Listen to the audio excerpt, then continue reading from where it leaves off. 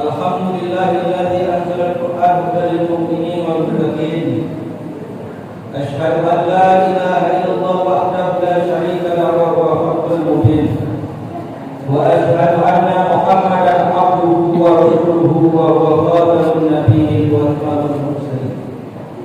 Allahumma shalli wa sallim wa barik ala sayyidina Muhammadin wa ala alihi wa ashabihi ajma'in. Faqala Allah Ta'ala fi kitabil karim. Bismillahirrahmanirrahim. Wa idza ta'ala rabbukum la in syakartum la azidannakum wa la in kafartum inna 'adzabi lasyadid. Wa qala Rasulullah sallallahu alaihi wasallam, man tamassaka bi sunnati inda fasadi ummati falahu ajrun an syahid.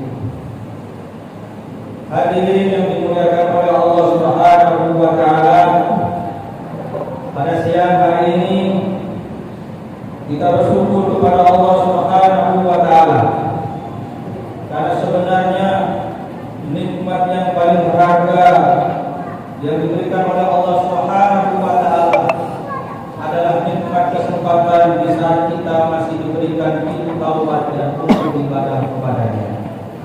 Maka kesempatan yang masih ada ini mari kita sama-sama gunakan dengan sebaik-baiknya sehingga hari demi hari, tahun berganti tahun, kehidupan kita di dunia ini lebih baik, baik kehidupan di dunia nanti dan di akhirat kelak.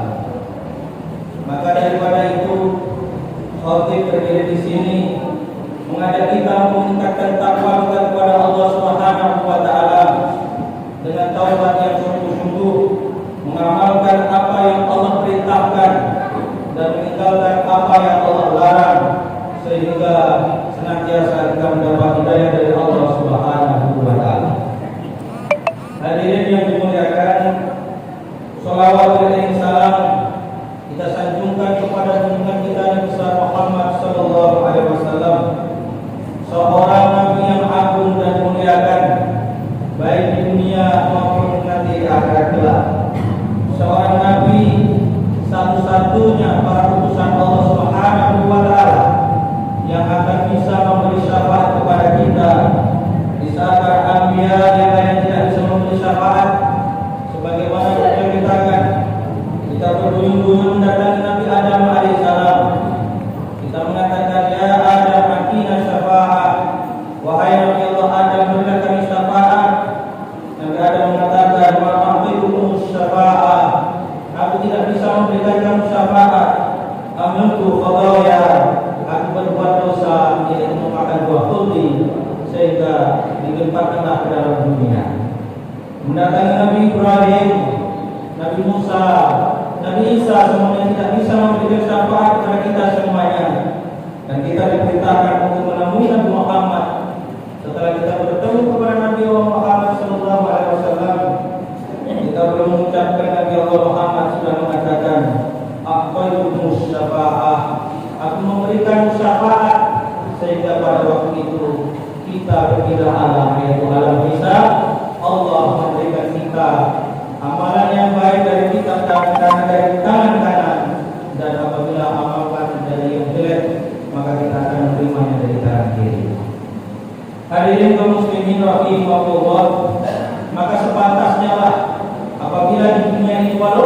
tidak pernah bertemu dengan beliau, setidak-tidaknya di dalam hati ini ada kerinduan dengan banyak-banyak mengucapkan namanya, mengikuti apa yang dicontohkannya, dan selalu berharap semoga nanti di yaumil akhir, yaumil mahsyar nanti bertemu dengan Rasulullah sallallahu alaihi wasallam. Dunia ini pada saat ini manusia banyak merindukan tempat-tempat yang dia sukai, merindukan makanan-makanan yang dia menjadi favoritkan, dan merindukan seseorang yang menjadi idolanya. Tetapi kita tidak pernah merindukan semoga nanti kita bisa berkumpul di dalam majelis bersama Rasulullah sallallahu alaihi wasallam. Hadirin kaum muslimin yang berbahagia, Allah Subhanahu wa taala menciptakan manusia mempunyai tujuan yang satu. Sebagaimana disebutkan di dalam Al-Qur'an, "Wa ma khalaqul jinna wal insa illa liya'budun." Tidaklah aku ciptakan jin dan manusia kecuali mereka hanyalah untuk menyembahku semata-mata. Hadirin kaum muslimin yang berbahagia, manusia dilahirkan dalam keadaan telanjang bulat. Dan ketika ia meninggalkan dunia ini, juga sebenarnya apabila tidak ada rasa malu bagi saudaranya, maka dia tidak akan telanjang bulat. Menunjukkan bahwa manusia ini sebenarnya tidak mempunyai apa-apa, dan manusia ini sebenarnya adalah hina. Yang menjadikan manusia mulia di mata manusia maupun di mata Allah Subhanahu wa taala adalah ketaatannya kepada Allah Subhanahu wa taala. Allah tidak akan membedakan dan tidak akan menilai daripada jasad dan bentuk serta rupa manusia. Innallaha la yanzuru ila ajsamikum wala suwarikum walakin yanzurullaha ila qulubikum wa a'malikum. Allah sekali-kali tidak akan melihat jasadmu, tinggi, besar, gagah, putih maupun lain sebagainya. Dan Allah tidak akan melihat rupamu, berhidung mancung, menusuk pipi dan lain sebagainya. Walakin yanzurullaha ila qulubikum. Tetapi Allah melihat hatimu dan melihat amalan-amalanmu. Hadirin yang dimuliakan oleh Allah Subhanahu wa taala, karena pada dasarnya manusia adalah tempatnya lupa dan dosa, maka Allah mengikatkan melalui Rasulullah sallallahu alaihi wasallam, al-insanu mahalul khatah wa nisyan. Manusia tempatnya lupa dan dosa, tetapi sebaik-baik semua itu apabila diiringi dengan pintu taubat, yaitu dengan banyak-banyak mengucapkan istighfar, astagfirullahaladzim. Hadirin yang dimuliakan oleh Allah Subhanahu wa taala, ketika manusia menyadari bahwa dirinya adalah tempatnya salah dan dosa, maka pastilah dirinya tidak merasa sempurna. Apabila dia merasa orang kaya, tentunya masih ada yang lebih kaya darinya. Apabila dia merasa mempunyai kedudukan dan jabatan yang tinggi, tentu bisa pihak orang lain bisa mengatur dan memerintahkannya. Artinya kesempurnaan adalah milik Allah Subhanahu wa taala, dan kita tidak boleh membanggakan dan menyombongkan diri. Apalagi seseorang merasa paling bertakwa, paling soleh dan solehah, paling banyak dermawannya, paling banyak ibadahnya. Ingat Allah Subhanahu wa taala berfirman, "Wala tuzakku anfusakum fa innahu a'lamu biman ittaqa." Janganlah engkau merasa paling bertakwa, paling suci, paling baik, karena sesungguhnya Allah lah yang mengetahui di mana antara hamba-hambanya yang paling bertakwa. Maka ketika manusia menyadari bahwa tujuan hidupnya ini adalah untuk beribadah kepada Allah Subhanahu wa taala, maka dia selalu introspeksi. Bahasa lainnya adalah selalu mawas diri bahwa sesungguhnya kita dilihat oleh Allah, kita didengar oleh Allah, dan kita juga diketahui oleh Allah Subhanahu wa taala. Maka begitu banyak dan persalnya kata-kata ibadah, maka hadirin yang dimuliakan oleh Allah, semua yang kita lakukan supaya bernilai ibadah, maka Nabi mengajarkan di dalam hadisnya yang sahih, innamal a'malu binniyat wa innamal likulli imrin ma nawa. Setiap sesuatu pekerjaan hendaklah engkau awali dengan niat yang baik. Karena dari niat inilah yang akan mempengaruhi pahala yang akan kita dapat. Mengapa Khatib katakan demikian? Hadirin, ada seseorang yang ingin bersedekah untuk masjid yang kita cintai senilai 1 juta, tapi mempunyai nilai-nilai di dalam hatinya untuk dipuji manusia, tentu kosong di hadapan Allah Subhanahu wa Ta'ala. Ada seseorang yang berniat di dalam hatinya menyedekahkan uang 50.000 untuk masjid yang kita cintai, tetapi niat di dalam hatinya semata-mata mengharapkan keridhaan Allah dan jauh daripada pujian manusia.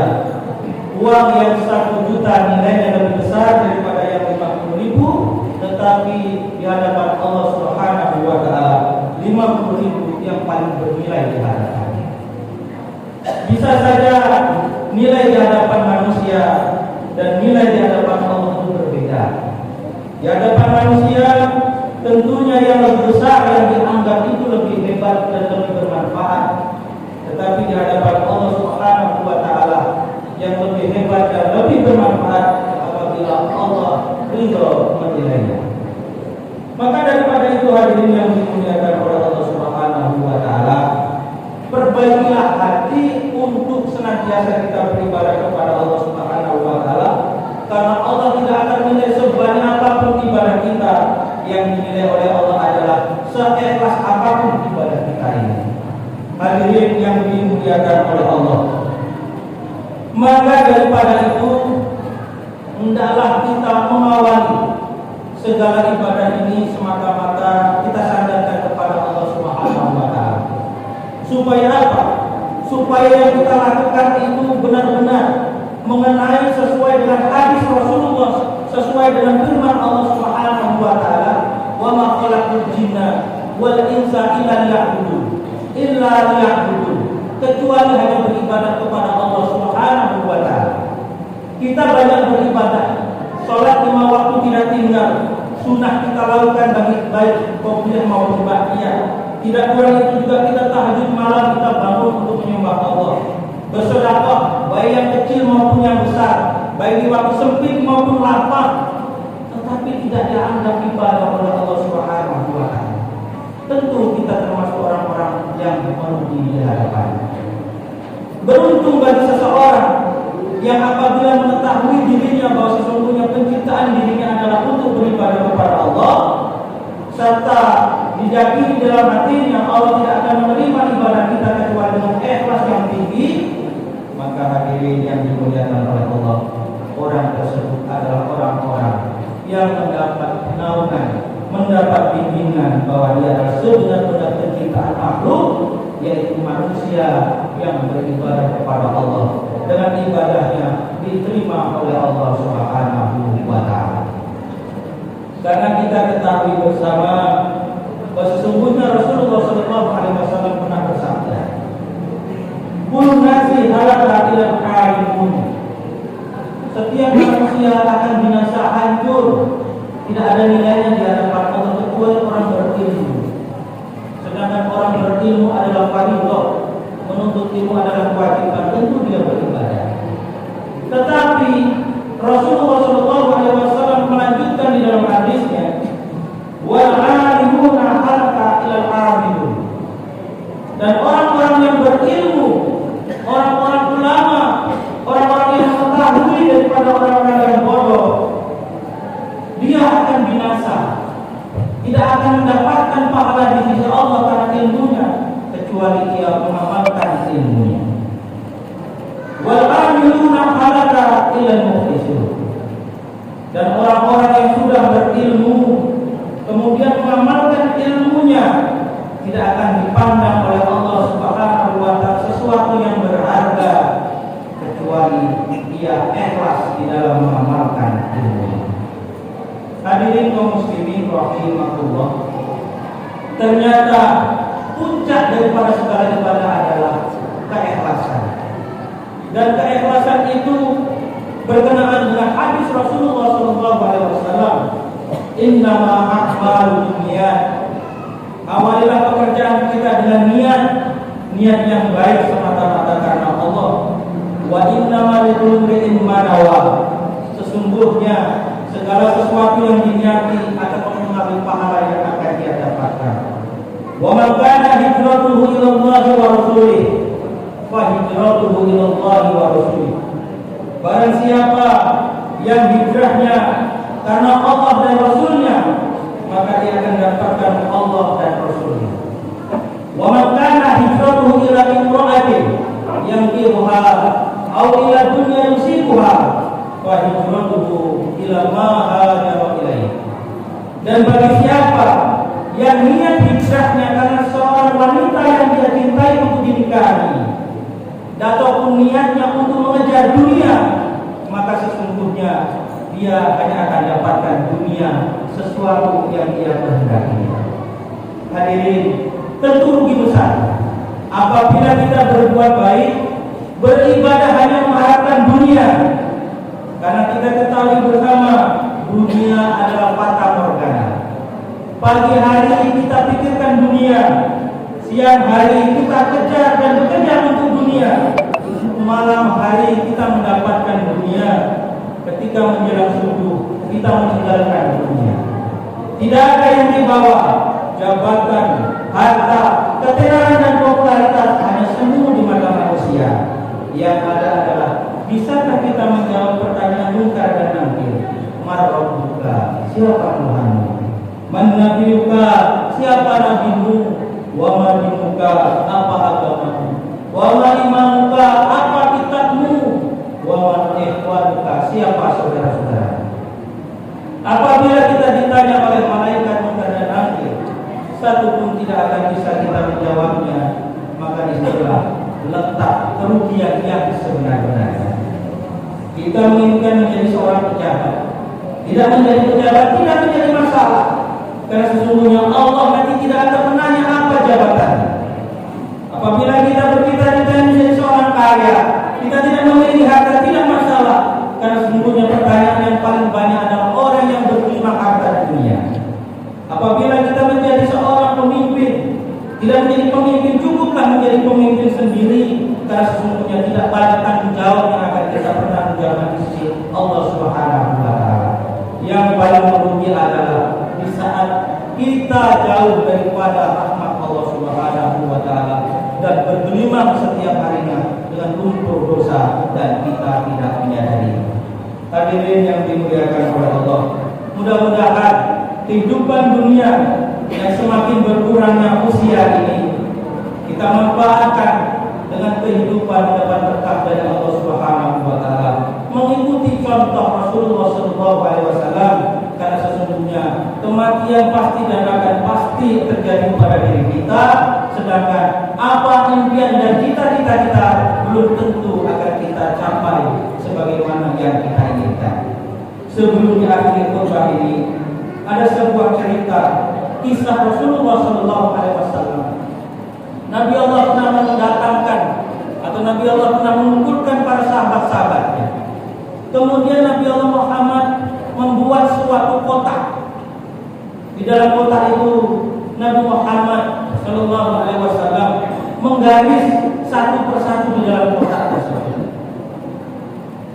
Kotak tersebut Rasulullah SAW menulis di dalamnya, yaitu al-amal. Maksud saya adalah di luar kotak itu Nabi mengatakan tulisan al-amal.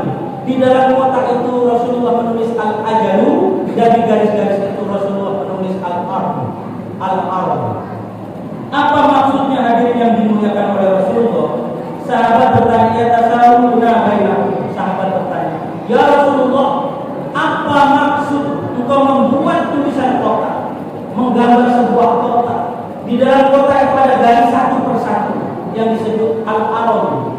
Nabi Allah mengatakan, ketahuilah, manusia ketika melewati satu masalah akan timbul masalah yang lain sampai ia akan mati. Masalah ini selesai, esok hari akan timbul permasalahan lain.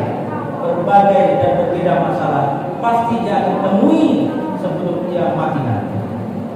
Kemudian di atas dari permasalahan itu ada tulisan al-ajal, kematian. Apa maksudnya ya Rasulullah?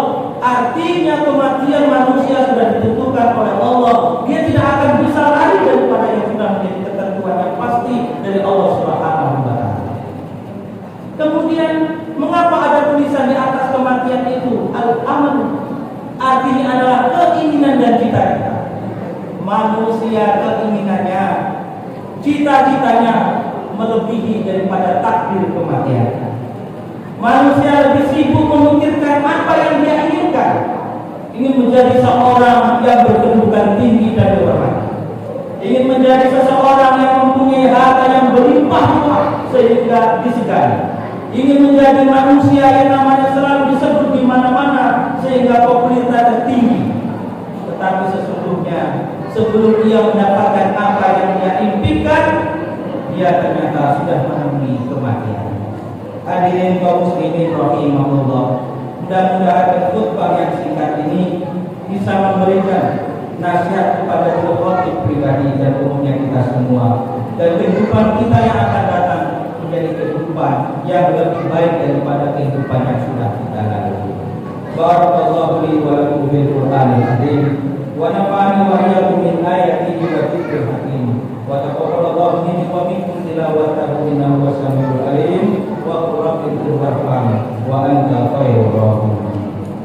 اللهم صل على سيدنا محمد وعلى آل سيدنا محمد.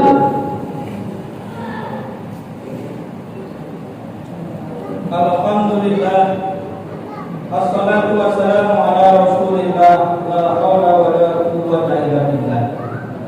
Ashhadu an la ilaha illallah wahdahu la syarika lah, wa ashhadu anna Muhammadan abduhu wa rasuluhu wa la nabiyya ba'dahu. Allahumma shalli wa sallim wa barik ala sayyidina Muhammad.